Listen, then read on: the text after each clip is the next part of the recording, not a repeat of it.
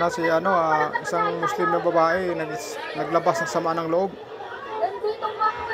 Labas ng sama ng loob yung kababayan natin Muslim na babae.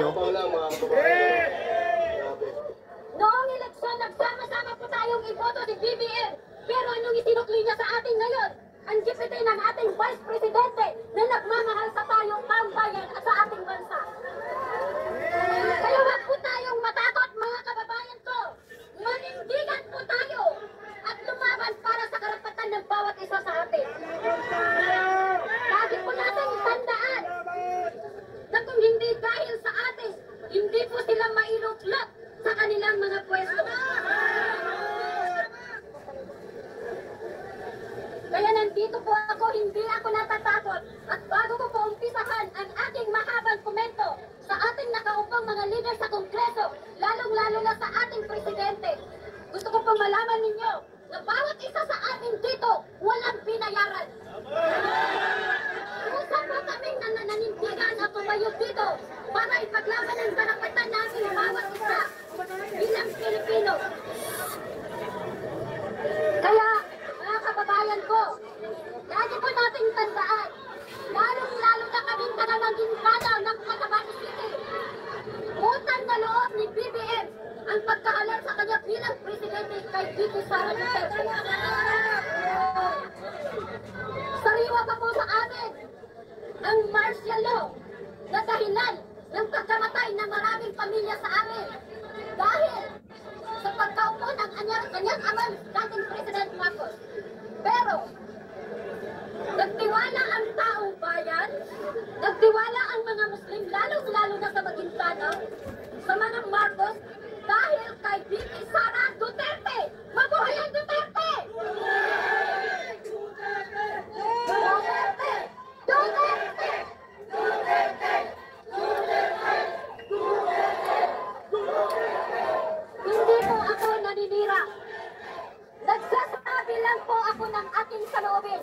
At alam ko, bawat isa sa inyo, kaya kayo nandito para ibahagi ang inyong naranasan sa pamumuno ng bagong administrasyon.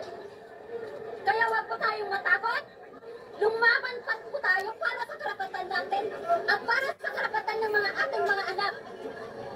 Kaya, alam ko, kilala po ninyo ako. Nung last election, lagi ko akong nakatula dahil pinaglalaban ko ang unity. Pero nasaan ang unity ngayon? Anong ginawa ninyo sa aming Vice President? Na ang alam po namin lahat na hindi dahil sa Duterte, walang babalik ng Marcos sa pagka-presidente. Kaya anong ibig sabihin?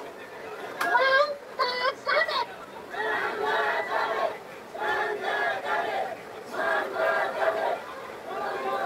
Kaya lagi po natin yung tandaan, mga kababayan ko. Mahal po natin ang mga Duterte dahil utang po natin sa kanila ang mabuting katatan ng binibigay nila sa bawat isa sa atin, lalong-lalo na sa ating mga anak. Nakikita po natin ngayon, noong last administrasyon, hindi po ako natatakot maglakad ng isa.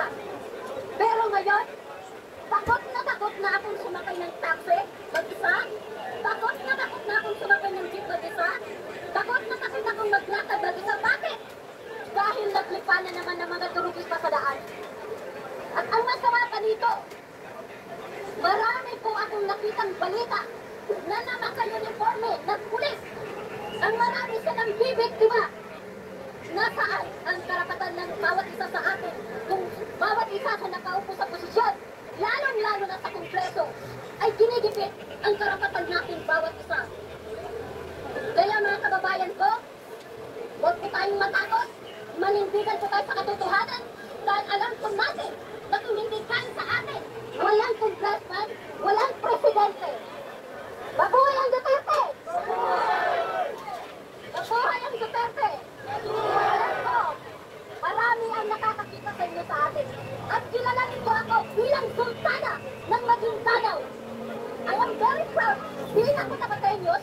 I am very proud being a loyalist of Duterte. Dahil utang namin ng farm kay former President Tatay Duterte. Kung hindi dahil kay Tatay Duterte, hindi namin nakamit ang BARP. Marami pong presidente ang dumaan, pero hindi. Marami pong namatay sa gera, pero hindi namin nakuha ang BARP. Nang napaupo si Tatay Duterte, nakamit namin ang BARP kay Mabuhay Duterte! Mabuhay ang Duterte! Duterte! Duterte! Duterte! Duterte! Alam mo, mga kababayan, hindi ako sanay sa ganito. Pero nakikita ko kayong bawat gabi sa balita. Kaya naiiyak ako. At nakukonsensya ako na hindi kayo samahan dito. Kahit alam ko na marami sa aking mga kaibigan ang nagagalit ngayon. Dahil alam nila na ang pinaglalaban natin ay kalaban nila. Alam natin, ang ayaw nila ay ang totoong leader na nagmamahal sa taong bayan at nagmamahal sa ating bansa. Hindi katulad ng iba dyan na